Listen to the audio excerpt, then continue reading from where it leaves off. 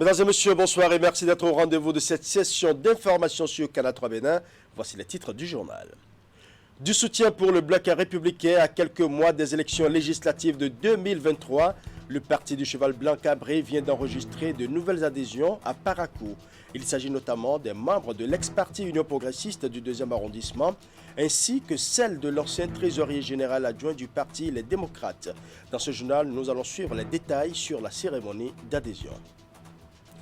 Et du côté du gouvernement, c'est la reprise des activités après 25 jours de repos. De retour des congés, plusieurs dossiers de la République attendent et les citoyens de Parakou se prononcent sur ce qu'ils estiment prioritaire en termes de décision et de réforme. Dans ce journal, vous suivrez les observations de quelques-uns. Nous allons également parler handball dans ce journal et ce sera avec l'association sportive Omnisport Baobab qui revient sur scène après un long moment d'inactivité. À la tête du nouveau bureau exécutif de l'association sportive, Imelda Wadani entend donner du sang neuf au club à travers plusieurs actions. Voilà pour les titres. Mesdames et messieurs, à nouveau, bonsoir. À quelques mois des élections législatives de 2023 au Bénin, le bloc républicain gagne du terrain à Parakou. Le Parti du Cheval Blanc Cabré vient d'enregistrer l'adhésion de la section de l'ex-parti Union progressiste du 2e arrondissement, ainsi que celle de l'ancien trésorier général adjoint du parti Les Démocrates à Parakou. La cérémonie d'adhésion a eu lieu ce samedi dans un hôtel de la ville. Jacques Degbé pour le compte rendu.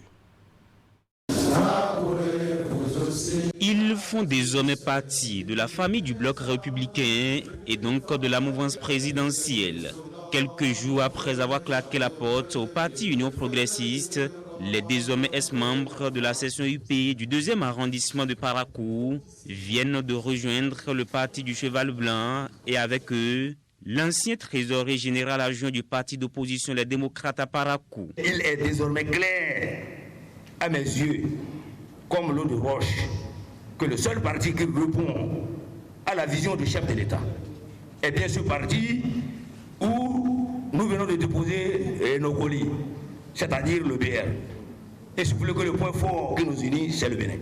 Aujourd'hui et demain, nous pouvons dire avec certitude que le seul parti d'avenir et le choix judicieux, c'est le BR.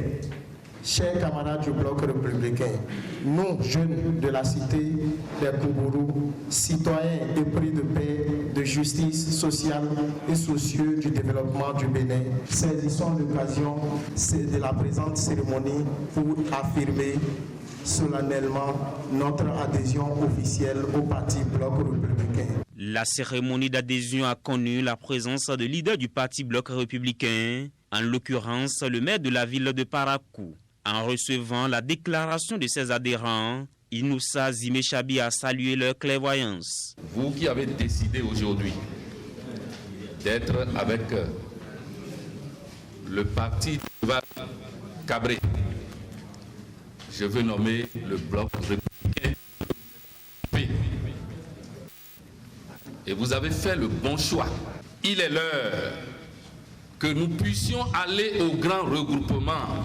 Ces différentes parties qui forment désormais une famille politique promettent fédérer les efforts en vue du prochain scrutin législatif qui permettra d'installer la 9e législature du Parlement béninois.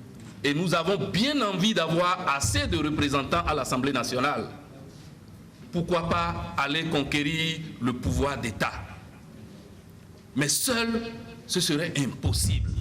Nous ne regrettons pas notre départ de l'UP. Vu cet accueil et cette considération éblouissante que vous nous avez réservée.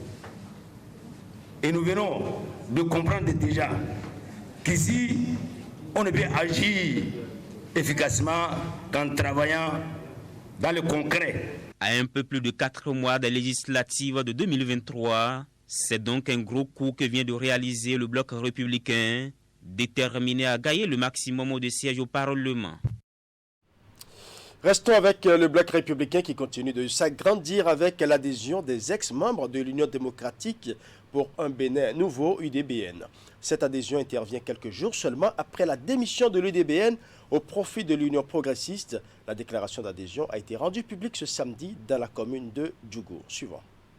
Sans faiblesse. Les militants et sympathisants de l'Union démocratique pour un Bénin nouveau UDBN de la Donga ont à l'unanimité décidé de poursuivre leur aventure politique avec le bloc républicain. C'est la principale information à retenir de cette déclaration politique.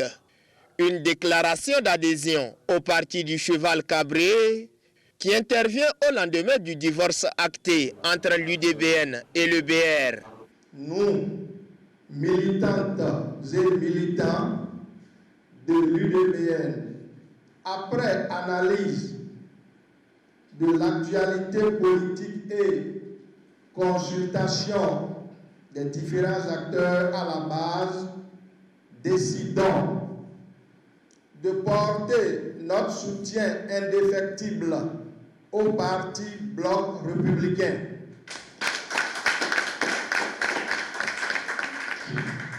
De nous mobiliser autour du leader charismatique Abdoulaye Biao Tchané, secrétaire général national du Bloc républicain, pour le développement du Bénin en général et celui du département de la Donga en particulier.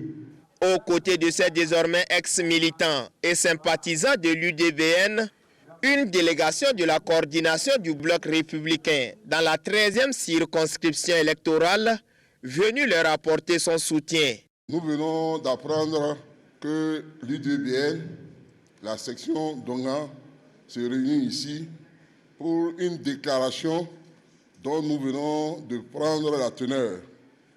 Malgré notre charge, nos préoccupations, il était normal qu'on soit ici en personne pour vous témoigner, vous manifester notre reconnaissance et vous dire que au niveau de la 13e circonscription électorale Djougou, nous sommes disponibles à collaborer, à travailler avec vous.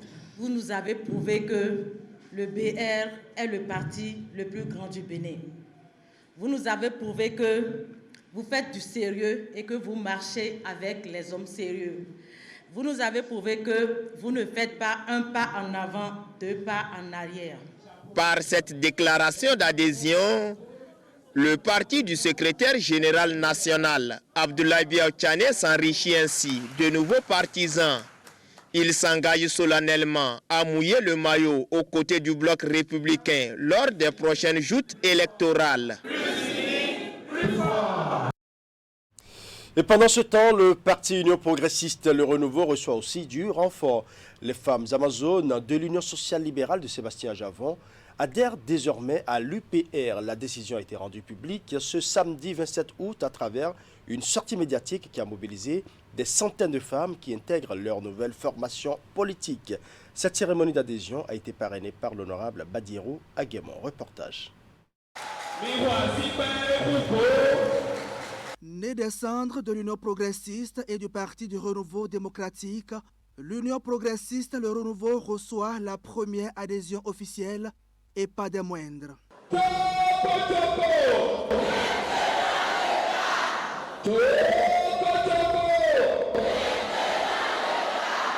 Les femmes amazones de l'USL de Sébastien Ajavon signent leur entrée dans la formation politique portée sur les fonds baptismaux le dimanche 21 août 2022 à Porto Novo. Ce samedi, les femmes, sous le leadership de leur présidente et de leur marraine, ont décidé de militer désormais aux côtés du plus grand parti politique au Bénin. Qui a eu USL au Bénin ici? C'est l'Amazone qui a eu USL. C'est moi qu'on connaît dans tout le Bénin, le monde entier. Et le président Talon sait ce que je suis.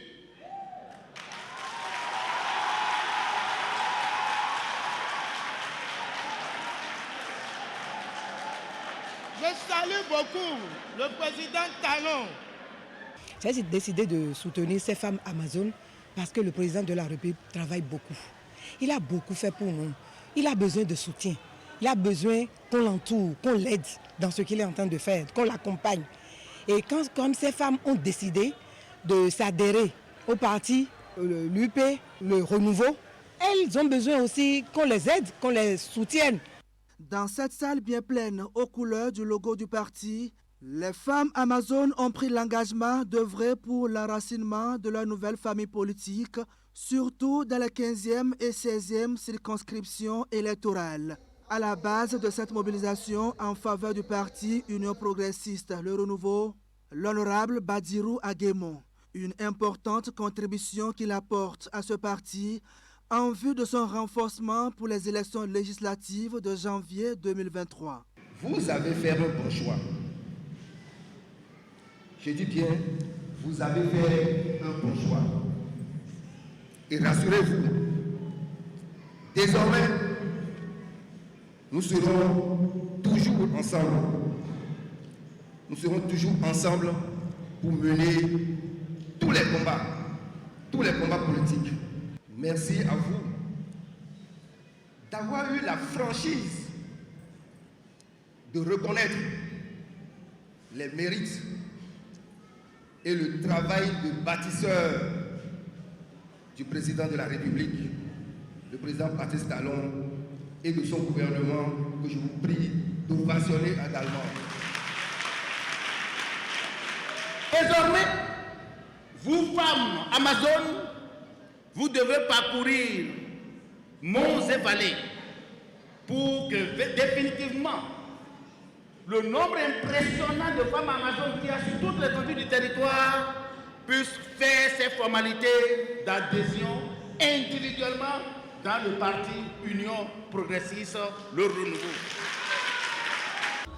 L'Union progressiste Le Renouveau reste ouverte à toute personne qui partage son idéologie et ses valeurs, dira le parrain Badirou Aguemon.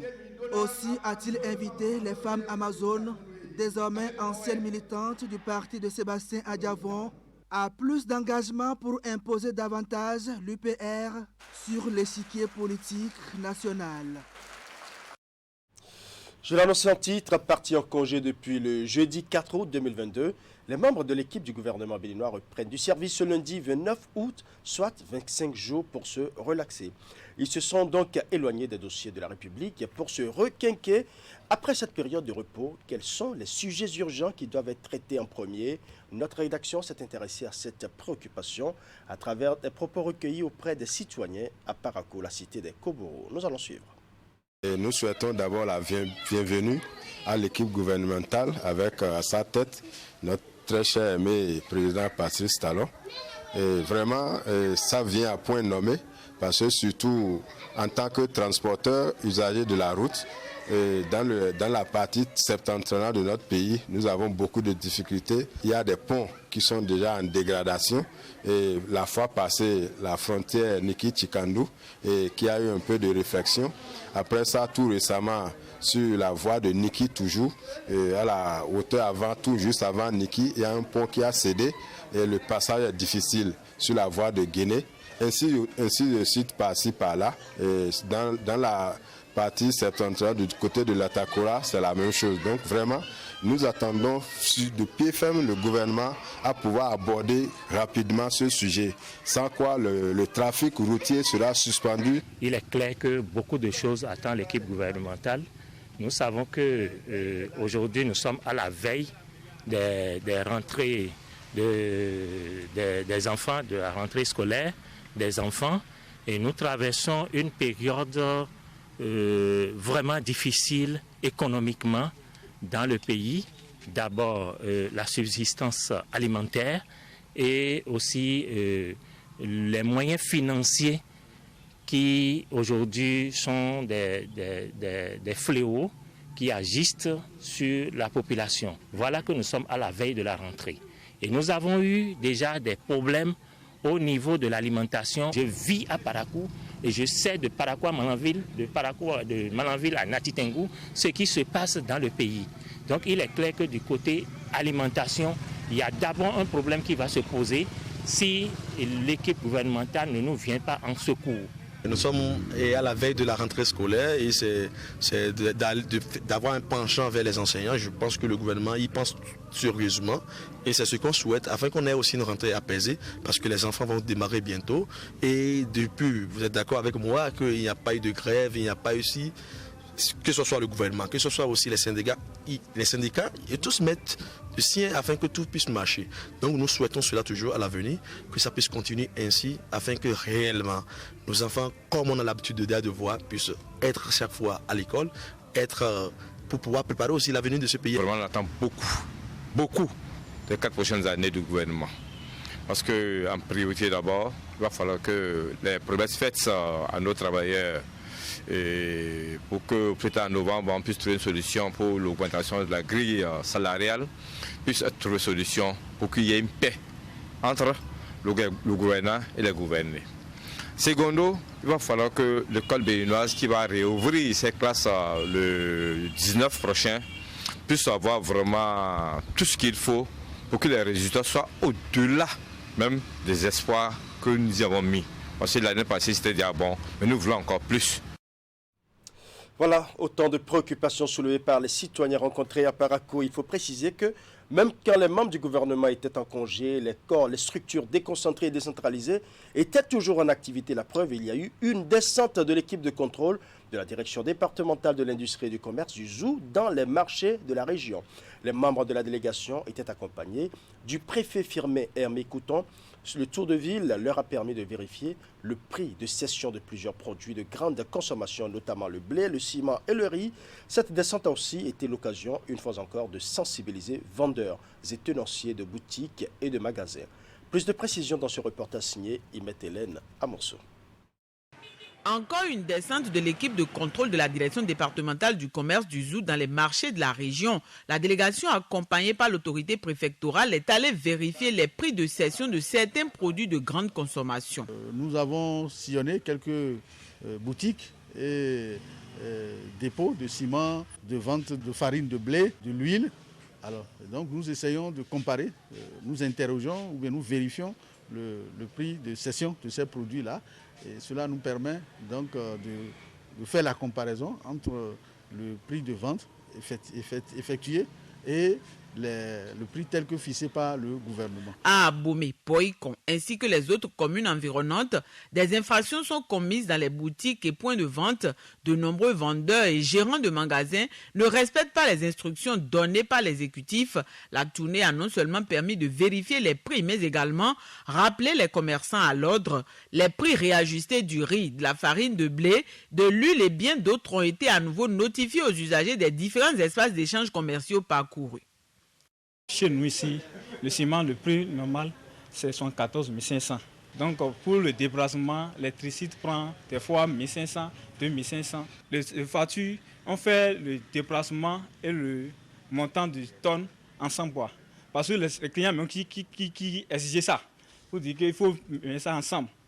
Avec le déplacement, c'est combien 77 ou bien 78 avec le déplacement. C'est ça, des fois, on écrit sur notre facture 77, 78. Ça dépend de l'endroit dans lequel nous avons envoyé le ciment. Quand nous prenons les manières de délivrer les factures, vous allez constater qu'ils mettent sur le prix de cession, le coût du transport. Ce qui fait qu'au niveau de leurs factures, on constate qu'il y a une légère augmentation. Alors là, on les invite à nos bureaux pour leur expliquer désormais comment ils doivent établir leurs factures pour nous permettre de faire facilement le contrôle et nous permettre de ne pas les punir injustement. Partout où nous sommes passés, il faut dire dans l'ensemble que les gens essayent de respecter ces prix-là, notamment pour ce qui concerne le ciment dans le département, dans les communes du département du ZOU. Pour le blé, ça varie par endroit. Il y a quelques dysfonctionnements. Nous avons convoqué ceux chez qui nous avons noté ces dysfonctionnements-là et nous allons leur expliquer ce qui est la conduite à tenir. Énième d'une série prévue avant la véritable phase de répression, la tournée a servi une fois encore de cadre de sensibilisation des vendeurs et gérants de magasins et de boutiques. Certains espaces de vente ont été mis sous scellé pour non-respect des mesures gouvernementales. Parlons religion à présent. Les fidèles et devanciers de l'église évangélique de la foi authentique ont organisé pendant 3 semaines leur convention annuelle. Une rencontre qui les a amenés à observer le jeûne et à consacrer d'importants moments d'adoration au Seigneur pour implorer son pardon. Retour sur les temps forts de la fin de cette convention. La convention 2022 de l'église évangélique de la foi authentique a pris fin dimanche. Des moments de louange, de joie et de reconnaissance au Seigneur pour ses bienfaits et bénédictions. Nous sommes dans la joie, c'est l'alliance aujourd'hui parce qu'il y a eu beaucoup de miracles. Des âmes ont été sauvées, et même celles qui ont été sous l'emprise du diable ont été déliées.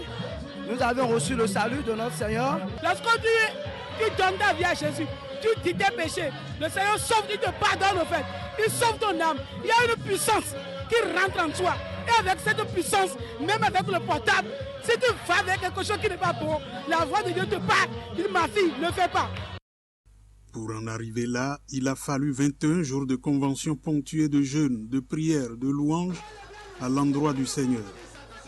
Pasteurs, fidèles et autres ont invoqué la miséricorde de Dieu du fait des dérives qui s'observent.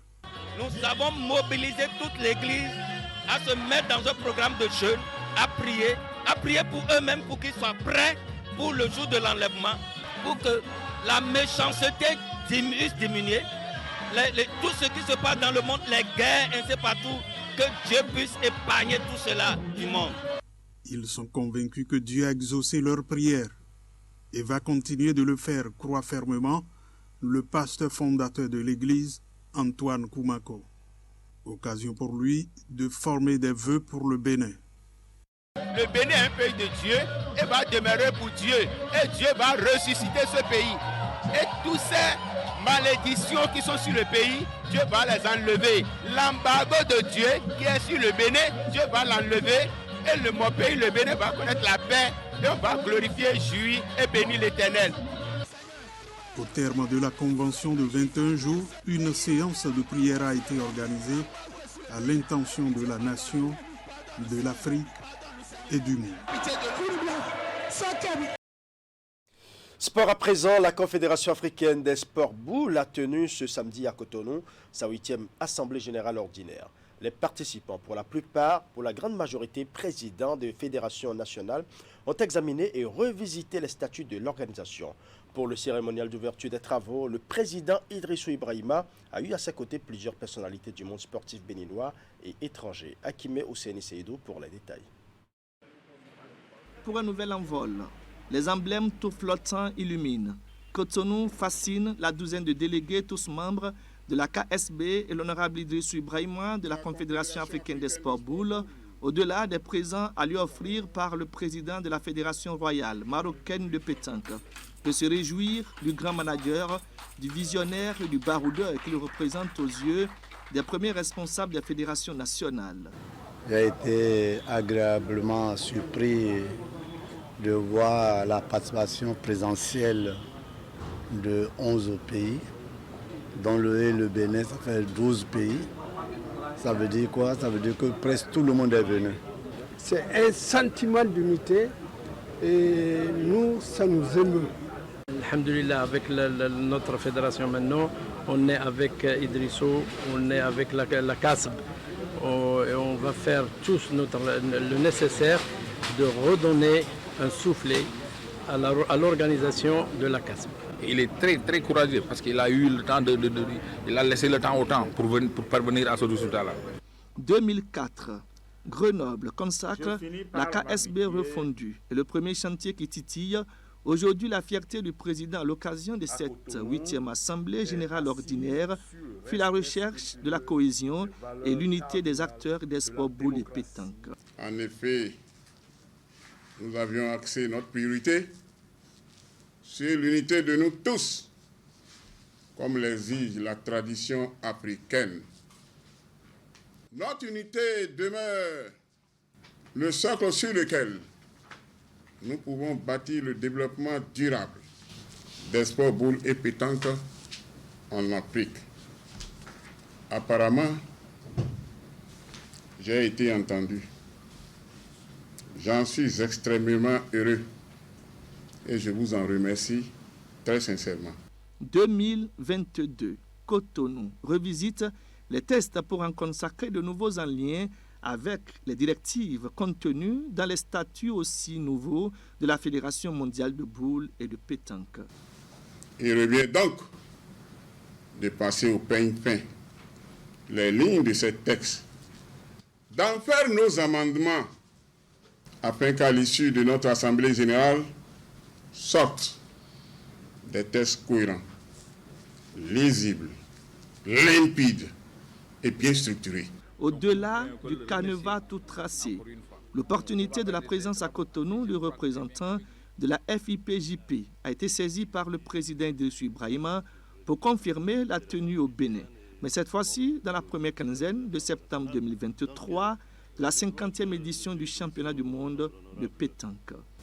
Vous avez si bien compris cette noble vision du chef de l'État du Bénin, son Excellence M. Athanase Guillaume Patrice Talon, avec son gouvernement, que vous n'avez pas hésité à œuvrer de toutes vos forces pour que la République du Bénin accueille la 50e édition de la prestigieuse compétition mondiale dans la première quinzaine du mois de septembre 2023. Quelques mois en plus pour affiner ce rendez-vous international, mais seulement quelques heures par contre pour renforcer la notoriété de la Confédération africaine des sports boules. L'honorable Idrissou Ibrahima et les siens savent bien relever les défis. Et justement, les travaux se sont déroulés dans une ambiance empreinte d'intelligence et de propositions constructives en lien avec les orientations du Comité olympique international et la Fédération mondiale de boules et pétanque. Le communiqué final nous est présenté ici par le vice-président de la Fédération royale marocaine de pétanque. Nous allons suivre.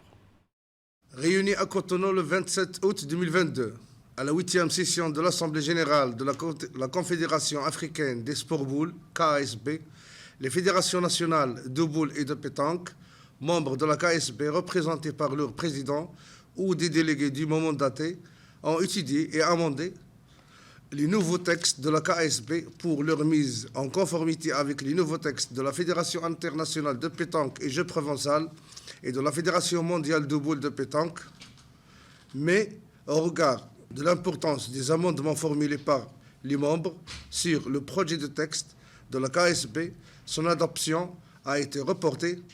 À cet effet, des recommandations ont été faites au président pour la convocation d'une nouvelle Assemblée générale après avoir recueilli les amendements écrits de chaque fédération nationale de boules et de pétanque et des résolutions ont été formulées. Par ailleurs, tous les autres sujets inscrits à l'ordre du jour ont été adoptés, traités avec la plus grande célérité et adoptés à l'unanimité à la satisfaction de tous les participants. Fait à Cotonou, le 27 août 2022, l'Assemblée générale.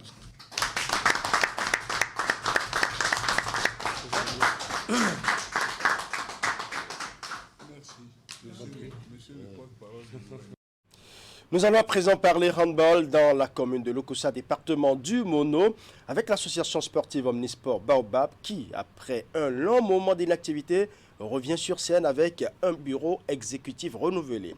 À sa tête, Imelda Wadani qui entend dynamiser le club à travers plusieurs actions. Teddy Goudalo pour les détails.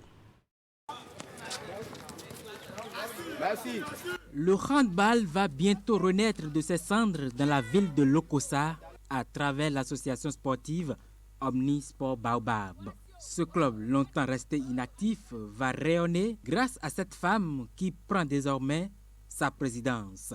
Il s'agit de Imelda Wadani qui entend dynamiser l'assaut Baobab de Lokossa pour de meilleures performances. Dans cette optique, les chantiers qui me paraissent prioritaires et que je vous propose sont les suivants.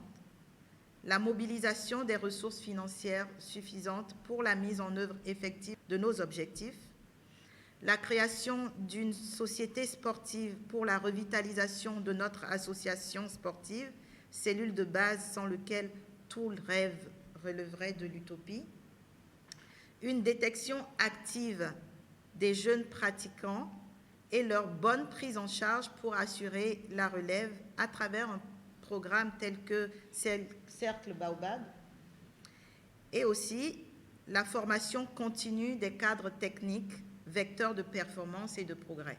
Pour atteindre ces objectifs, la nouvelle responsable du bureau exécutif de l'association sportive Omnisport Baobab appelle tous les acteurs concernés au travail bien fait et sans relâche. Elle compte notamment sur le Dr Raoul Ouessou, président d'honneur du club, qui rassure de sa disponibilité à accompagner toutes ces actions. Et je suis heureux de constater que j'ai des anciennes têtes de Baobab qui nous entourent. Ça veut dire que c'est tout un engagement que nous prenons pour réveiller notre club. Mais je puis vous dire qu'il y a un record à battre. Quand la machine Baobab s'est huilée, c'était 7 fois d'affilée. Je ne voudrais pas vous mettre la pression, mais je vous dis que c'est le défi que je vous lance. Bonne chance à vous dans vos nouvelles fonctions et nous serons toujours à vos côtés, comme aux côtés de tous les clubs au niveau de la Fédération de handball. Président Imelda, je veux te dire que nous comptons beaucoup sur toi. Je veux te dire que tu as droit aussi à l'erreur. Je veux dire aux uns et aux autres qu'elle a droit aussi à un seuil de tolérance à l'erreur. Et qu'il ne faut pas que les premières erreurs soient motifs de critiques acerbes. De toutes les façons, sache que tu as beaucoup de pare-chocs autour de toi et que ce projet est également le nôtre. Et pour un premier acte, de nouveaux matériels sont mis à disposition du staff technique. Un geste que saluent tous les joueurs qui promettent à leur tour de relever les défis. Voilà, ce sera tout pour ce journal que je vous remercie d'avoir suivi. Tout le plaisir était pour moi de rester en votre compagnie. Bonne soirée chez vous.